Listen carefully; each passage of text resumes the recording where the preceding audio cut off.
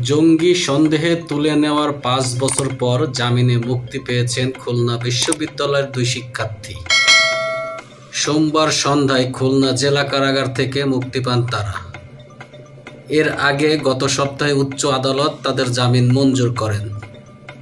জামিনে মুক্তি পাওয়া ২ শিক্ষার্থী হলেন নূর মোহাম্মদ অনিক ও মুজাহিদুল ইসলাম।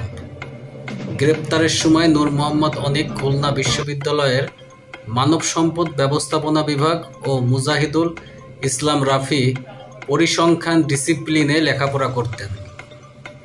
সহপাঠীরা জানান, ২০২০ সালের ৮ই জানুয়ারি এই ২ শিক্ষার্থীকে তুলে নিয়ে যান আইনশৃঙ্খলা বাহিনীর সদস্যরা। ১৭ দিন অজানা স্থানে রেখে তাদের নির্যাতন করা হয়।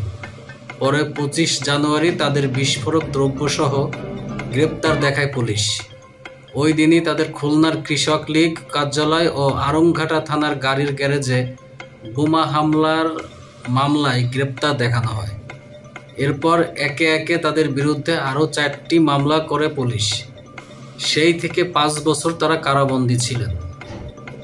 অভ্যুত্থানের পরে তাদের মুক্তির দাবিতে খুলনা বিশ্ববিদ্যালয় ক্যাম্পাসে সংবাদ সম্মেলন করেন সহপাঠী, রুমমেট, শিক্ষক ও পরিবারের সদস্যরা। পরে ক্যাম্পাসে মানববন্ধনও করেন শিক্ষক-শিক্ষার্থীরা। খুলনা জেলা কারাগারের জেলার মনির হুসাইন বলেন, ২৪ জুন হাইকোর্টের আদেশে তারা জামিনপ্রাপ্ত হন। আজ তাদের কাগজ খুলনা জেলা কারাগারে পৌঁছালে সন্ধ্যায় তাদের দুজনকে জামিনে মুক্তি দেওয়া হয়। এ সময় খুলনা বিশ্ববিদ্যালয়ের কয়েকজন ছাত্র তাদের দুজনকে নিয়ে যায়। ছাত্রদের আইনজীবী আক্তার জাহান রুকু বলেন, তাদের বিরুদ্ধে ৬টি মামলা দেওয়া হয়।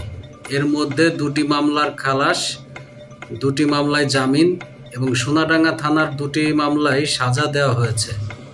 সাজা হওয়া 2টি মামলায় উচ্চ আদালতে জামিনের আবেদন করা হয়। আদালত গত সপ্তাহে জামিন মঞ্জুর করেন। আশুরার ছুটি থাকায় 3 দিন পর আদেশ কারাগারে এসে পৌঁছায়।